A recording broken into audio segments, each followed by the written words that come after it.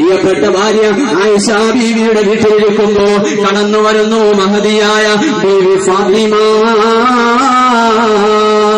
അമ്പിയാക്കളിൽ താജുളായ അമ്പവന്റെ പൂമകളായ ബീവി സുഹ്റ ഫാത്തിമ ബീവി ഖദീജ ഫാത്തിമ യാ ഫാത്തിമ നൂറാനി യാ ദഹ്റാനി.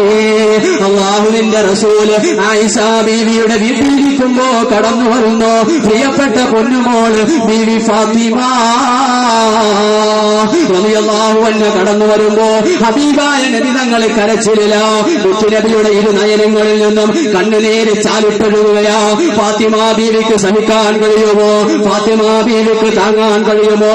അല്ലാഹുവിന്റെ റസൂലിന്റെ അരികിലേക്ക് വന്നിട്ട് ഫാത്തിമ ബീവി ചോദിക്കുന്നു, എന്തിനാണ് കരയുന്നത് നബിയേ?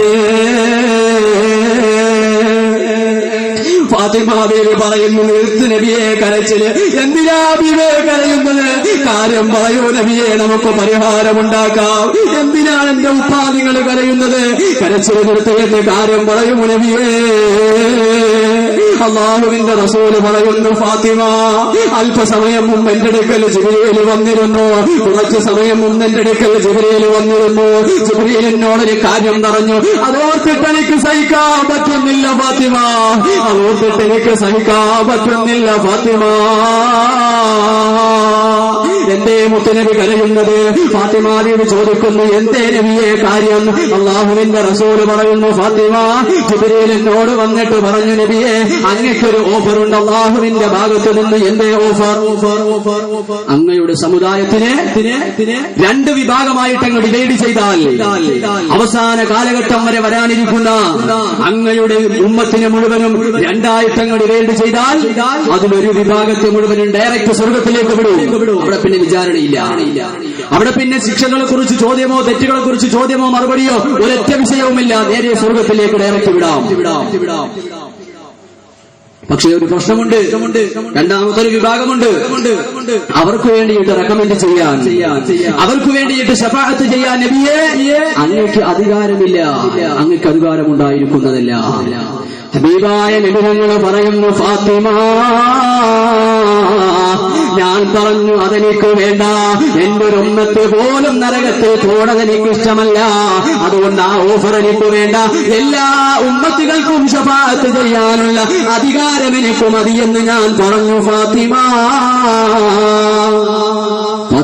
പറഞ്ഞു, നബി അങ്ങേറ്റെടുത്ത തീരുമാനം, അങ്ങ് പറഞ്ഞ വാക്ക് അത് ഉത്തമമായതല്ലേ, പിന്നെന്തിനു കരയണം? മുത്തുനബി പറഞ്ഞു, കഴിഞ്ഞില്ല.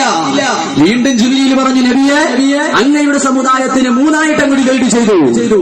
അതിൽ രണ്ട് വിഭാഗത്തിനെയും സ്വർഗത്തിലേക്ക് ഡയറക്റ്റ് കടത്തിവിടും. പക്ഷെ ഒരു വിഭാഗമുണ്ട്, അവർക്ക് ശഫാഅത്ത് ചെയ്യാൻ അങ്ങക്ക് അധികാരമുണ്ടാവില്ല. അതല്ല എങ്കിൽ എല്ലാവർക്കും ശഫാഅത്ത് ചെയ്യാനുള്ള അധികാരം തരാം, ഇഷ്ടമുള്ളത് തിരഞ്ഞെടുക്കാൻ നബിയെ. ഹബീബായ നബി തങ്ങൾ പറഞ്ഞു, അല്ലാഹുവിന്റെ റസൂൽ അവിടെന്ന് പറഞ്ഞു, ഫാത്തിമ എല്ലാവർക്കും ശഫാഅത്ത് ചെയ്യാൻ അതിനുള്ള അധികാരം ഞാൻ തിരഞ്ഞെടുത്തു ഫാത്തിമ. അപ്പോഴും ഫാത്തിമ ബീവി പറഞ്ഞു, നബി അങ്ങെടുത്ത തീരുമാനം ഉത്തമമല്ലേ? അങ്ങെടുത്ത തീരുമാനത്തിൽ എന്താണ് തെറ്റ്? പിന്നെന്തിനാ കരയുന്നത്? ഉടനെ അല്ലാഹുവിന്റെ റസൂല് പറഞ്ഞു, ഫാത്തിമ ഞാൻ കരയുന്നത് അതോർത്തിട്ടല്ല, എന്റെ വിഷമം അതൊന്നുമല്ല. അതിനുശേഷം ജിബ്രീൽ എന്നോടൊരു കാര്യം പറഞ്ഞു. ഓർത്തിട്ടാണ് ഞാൻ കരയുന്നത്. പ്രിയമുള്ള മുഅ്മിനെ ചിന്തിച്ചു വെച്ചോ. പ്രിയപ്പെട്ട ഉപ്പമാരെ മനസ്സിൽ കുറിച്ചിട്ടോ. പ്രിയപ്പെട്ട ശബ്ദം ശ്രവിക്കുന്ന ഉമ്മമാരെ പഠിച്ചു വെച്ചോ. അല്ലാഹുവിന്റെ റസൂൽ അവിടുന്ന് പറയുന്നത് എന്താ? മുത്തുനബി നമ്മളെ സ്നേഹിക്കുന്നത് കണ്ടു, മുത്തുനബി നമുക്ക് വേണ്ടി കരയുന്നത് കണ്ടു. ഇതൊക്കെ കേട്ടിട്ട്, ഇതൊക്കെ അറിഞ്ഞിട്ട്, ഇതൊക്കെ കണ്ടിട്ടും എന്തേ പേടി വരുന്നില്ല? എന്തേ നിസ്കരിക്കാൻ തോന്നുന്നില്ല? പ്രിയമുള്ളവരെ, മുത്തുനബി കരഞ്ഞത് എന്നെയും നിങ്ങളെയും കുറിച്ച് ഓർത്തിട്ടാ. ഹബീബ് അവിടെ കരയുന്നത് നമ്മളെ കുറിച്ച് ഓർത്തിട്ടാ. പിന്നെന്താ നമുക്ക് നന്ദിയില്ലാതെ പോകുന്നേ? അല്ലാഹുവിന്റെ റസൂൽ പറയുന്നു, ഫാത്തിമ അല്ലാഹുവിന്റെ അടുക്കൽ നിന്നും ജിബ്രീൽ മൂന്നാമതായി എന്നോട് പറഞ്ഞത് എന്താണെന്നറിയുമോ? യാ റസൂലല്ലാഹ്, അങ്ങ് ലോകത്ത് ആർക്കു വേണ്ടിയിട്ട് ശഫാഅത്ത് ചെയ്യാനും, ലോകത്ത് എത്ര വലിയ തെറ്റ് ചെയ്തവന് വേണ്ടി ശഫാഅത്ത് ചെയ്താലും, വ്യഭിചരിച്ചവന് വേണ്ടി, കള്ളു കുടിച്ചവന് വേണ്ടി, ആർക്കു വേണ്ടിയിട്ട് നബിയെ അങ്ങ് ശഫാഅത്ത് ചെയ്താലും, നിസ്കാരം നഷ്ടപ്പെടുത്തിയവന് വേണ്ടി, നിസ്കാരം ഉപേക്ഷിച്ചവന് വേണ്ടി, അള്ളാഹുവിന്റെ പള്ളിയിൽ നിന്നും ബാങ്കിന്റെ നബികളെ അവന്റെ ചെവിയിലേക്ക് കേറിയിട്ടും ആ നിസ്കാരം നഷ്ടപ്പെടുത്തിയവന് വേണ്ടി ശഫാഅത്ത് ചെയ്യല്ല നബിയേ എന്ന് ജിബ്രീൽ എന്നോട് പറഞ്ഞപ്പോ അതോർത്തിട്ട് എനിക്ക് സഹിക്കാൻ കഴിയുന്നില്ല.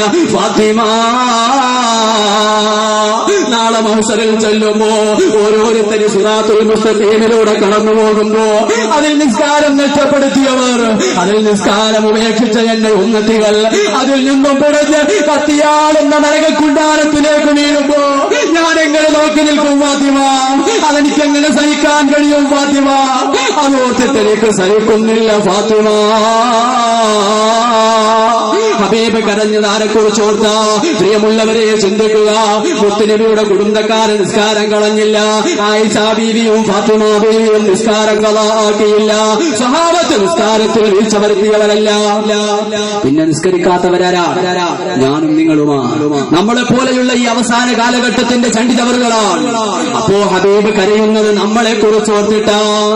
അവിടുന്നും കഴിഞ്ഞില്ല മുത്തുനബി അള്ളാഹുവിന്റെ റസൂല് ജീവിതകാലം മുഴുവനും കരഞ്ഞത് എന്നെയും നിങ്ങളെയും കുറിച്ചോർത്തിട്ടാ. കണ്ടോ നിങ്ങൾ ത്വായിഫിന്റെ വീടുകളിൽ, തായിഫിന്റെ മലയോരങ്ങളിൽ ഹബീബായ നബി തങ്ങളുടെ ശത്രുക്കളെ കല്ലെറിയുമ്പോ, ഭ്രാന്ത എന്ന് വിളിക്കുമ്പോ, ഭ്രാന്തന്മാരായ കുട്ടികളെ കൊണ്ടെറിയിക്കുമ്പോ, മുത്തുനബിയുടെ ശരീരത്തിൽ നിന്നും രക്തത്തുള്ളികൾ ഇങ്ങനെ ഭൂമിയിലേക്ക് വീഴുമ്പോ അത് ഭൂമിയിൽ വീഴാതെ കൈകൊണ്ട് തടുത്തു നിർത്തിയിട്ട് അല്ലാഹുവിന്റെ റസൂൽ ഇങ്ങനെ നിൽക്കുമ്പോ ജിബ്രീൽ വന്ന് ചോദിച്ചില്ല നബിയെ, ഈ വെട്ടെങ്ങനെ മറിക്കട്ടെ നബിയെ, ത്വായിഫിനെ നശിപ്പിക്കട്ടെ നബിയേ? ഹബീബായ നബി തങ്ങൾ എന്താ പറഞ്ഞേ? മുത്തുനബി ഓക്കെ ഒന്ന് പറഞ്ഞിരുന്നുവെങ്കിൽ ഇന്ന് ത്വായിഫ് ഉണ്ടാകില്ലായിരുന്നു, അതെടുത്തങ്ങ് മറിക്കുമായിരുന്നു ജിബ്രീൽ. പക്ഷെ ചെയ്തില്ല.